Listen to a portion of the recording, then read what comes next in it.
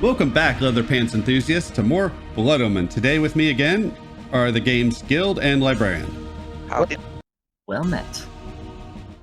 That this vulgar display of fortune remained undisturbed was a testament of fear's dominion over greed.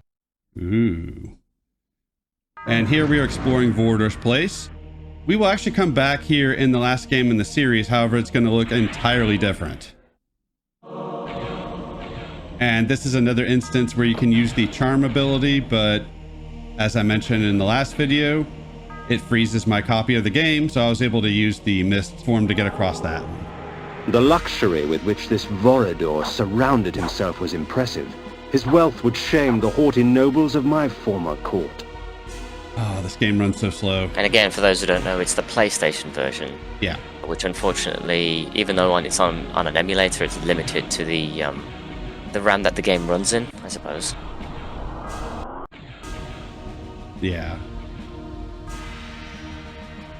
According to my research about vampires and water, it can't actually destroy them, but it can prevent them from crossing barriers. But it has to be running water. Yeah. This relates to something we were talking about just before starting the video about vampire lore, which we kind of started in our commentary in the last video. Vorador's pantry, a vampire's feast. Like cattle awaiting slaughter, men and women dangled from the rusted hooks upon the dungeon walls. Blood and viscera frosted the dirt and stone. The abundance nearly overwhelmed me, for blood is the life.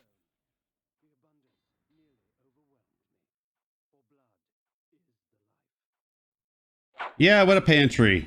Every sadistic bisexual's fantasy, I would guess. But if you look at that pantry, it said it was filthy. It looked pretty clean to us. My enemies are quite vicious, and the Chaos Armor extracts from them a heavy price for their bloodlust. The blows are meant for me, but it is their bodies that carry the wounds. Ooh. And hopefully at some point I equip it, because I'm not sure that I do.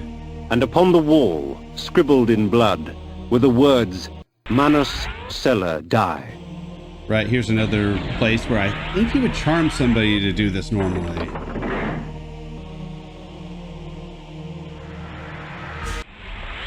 Does not look like I equipped that armor, so I'll have to remember to do that before I record more. Their charms were almost visible through the gauze of their clothing. Yet beauty such as theirs delivered only death. For these were Vorador's pets, nothing more than beasts, slave to his will and the easy prey he provided. Vampires, all of them, held in thrall by one stronger still. Well, I can say I do really like the music here. Yeah, it's pretty good. Oh, and also what you were finding out when you were researching vampire lore was that wolf forms were part of vampire mythology at some point too. It was in Bram Stoker's Dracula. Yeah, you have to kill all those dudes to open the next door, which is annoying. Although ironically, I know that there was an area in for those who don't know, interesting fact about Bram Stoker is that he didn't write the whole story of Dracula whilst he was in Whitby. He actually did it somewhere north of Aberdeen. Bitched for me about Blood Omen 2. In Scotland. I just sort of When he was overlooking the coast. LP it back a couple of years ago. Oh, okay. And this is the great facts you learn by watching the Reaver of Jill Sandwiches videos. In fairness, a lot of these things are only coming up because you guys are on. Educational. So I'm learning too. Which is always nice. I think at this point I said fuck it. I didn't feel like transitioning to mist form since I'm cheating anyways. Oh, to bathe in the blood of others. This spell is especially useful in the face of multiple combatants. Beware those with tainted blood. There's the tainted blood we were talking about last video. If you get poisoned, your blood bar turns to green, which means no matter if it's red or green, Chris isn't seeing it either way. Indeed. The room I had entered had but one purpose: the torture and execution of human beings for the sadistic pleasure of its engineer. Blood was splattered on every surface. The dread and agony of victims past still echoed through the lethal walls. A symphony of terror and agony filled the air. Then, from amidst the cacophony of screaming souls came the perverse laughter of the vampire himself. You know, Calm down, Simon. yeah, there is an advantage to the visuals being less than stellar in this game. We get all of Simon's wonderful descriptions of things, which is pretty fantastic. But I'd have thought it'd have been funny if he started laughing at the end of that, because he is the vampire. Well, Or they're a both vampire. vampires. Well, yeah. They're both vampires. Again, this is another situation where you would use charm, but it's not an option for me, so this is what I'm going with. Something else funny I noticed, the symbol for charm is a brain, and all I could think of is it reminds me of Krang from the 80s Ninja Turtles series. So I'm guessing after that series, this is where he went to, was Blood Omen. Amongst Vorador's possessions, I found an ancient chronicle. Long ago, vampires grew in such number so as to capture the attention of the Circle. The Order of the Sarafan, or the Angels of Light as they were called, was instated to counter the menace. Thus, the Vampire Purge began. Which brings up a lot of questions as to who the good guys really are in this series, which I don't think is ever really answered because... Save point, definitely want to use that. We're playing as a vampire who, by nature, is not really good. In the bowels of that black forest, I found something worse than hell. A vision of what I was becoming. It's not often I see one of our own, especially one as young and foolish as yourself. Nonetheless, drink. Drink deep and indulge your gift. Gift? Vorador thought my curse a blessing. That we were gods. That mortals offered their blood as sacrifice so that we could enjoy our supernatural powers. And somewhere, deep inside my new self, I knew he was right. That mortal dreams were prayers. Prayers to us, begging us for power. I pondered this as the decadent old fool prattled on about his past.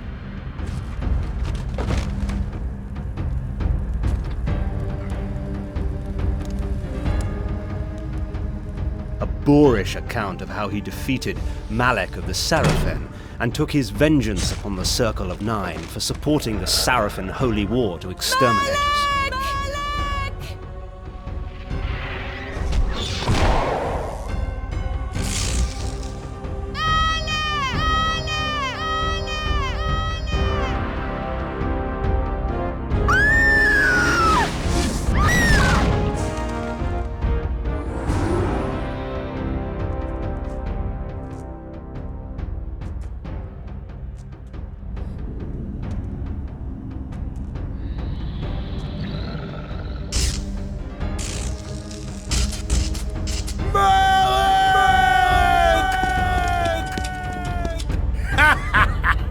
Call your dogs!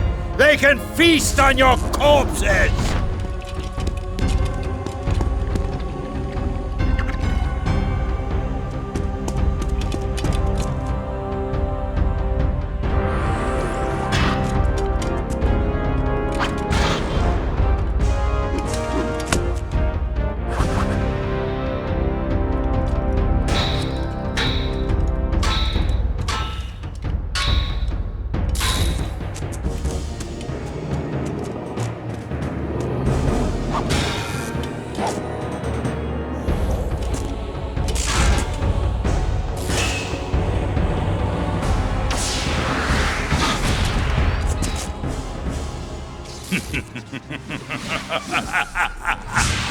After slaughtering 6 of the sheep, I defeated their pathetic little shepherd, Malek. Since then, our kind has not bothered with the cattle, except to feed. And I suggest you do the same. Meddling with the affairs of man can do us no good. Sarafan witch hunts are much too tedious to concern ourselves with. Am I understood, Kain? Good. Take this ring. If you ever need assistance, it will summon me. Despite your youthful arrogance, you amuse me, Kain. It would be such a pity to lose you to the abyss. Now be gone!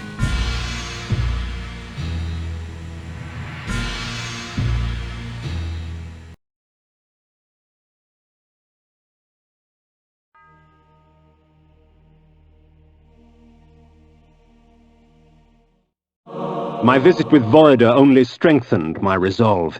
His power, uncontested by mortals, he had fallen to another enemy. Decadence has claimed itself many a great warrior. Well, he's kind of right about not meddling in the affairs of humans. His life would probably be a lot easier if Kain listened to him. Yeah, but Kane's never done anything easy. True. Even back in these early days. You can unlock that door and go up there and get to another area. I think there's just a bunch of goodies in there, which I don't care to fiddle with at this point in time. They must be really proud of that CG intro because they used it for a second time. Yeah, they spent a lot of money on it, so they've got to get the usages out of it. Yeah.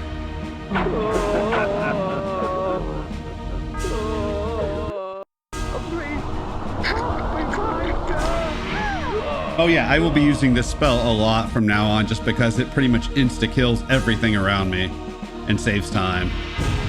Indeed. There will be times where I'll end up with tainted blood because of it, but I don't care. It saves me time. As one of the things I'm going for, in addition to story, is a fairly quick run through this game, as much as I can anyways. That's why these videos are all as short as they are.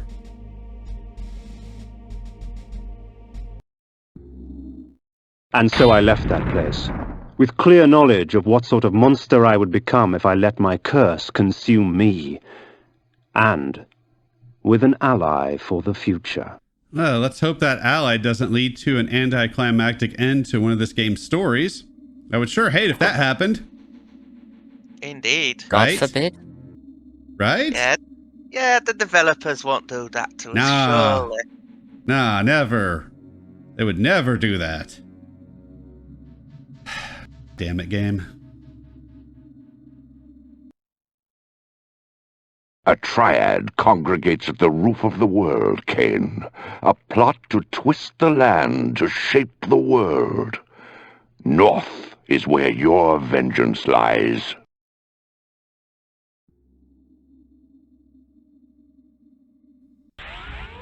In the business, we call this foreshadowing. Yep. Foreshadowing next video. I couldn't find another place to put this dialogue, so I'm putting it here. The tapestries wove a tale of chaos ignited, an orgy of fire and pain. Undead beings with rotted skins caked with sulfur and ash beckoned at me through a burning abyss. Their tortured stares were a testimonial to the price of weakness. Their fate would not find me, yet blood calls to blood. Right, so at this point, I did decide to use the wolf form a little bit just to move faster. I talked about that last video, but it is something that I'll need to do more often just to save time. That strength increase probably lets you move them big rocks now. If those are bigger rocks, yeah. Yeah. I do like that as a game opens up, as your character gets more abilities or items to allow you to traverse more of the environment. I think that's pretty sweet.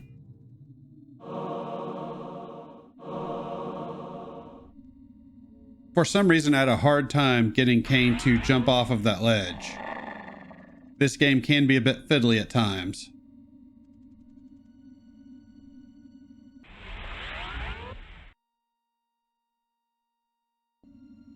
And that's it for this video. Next time, we're going to deal with a rather strange area. Thanks for watching. We will see you all then. Indeed. Have a good day.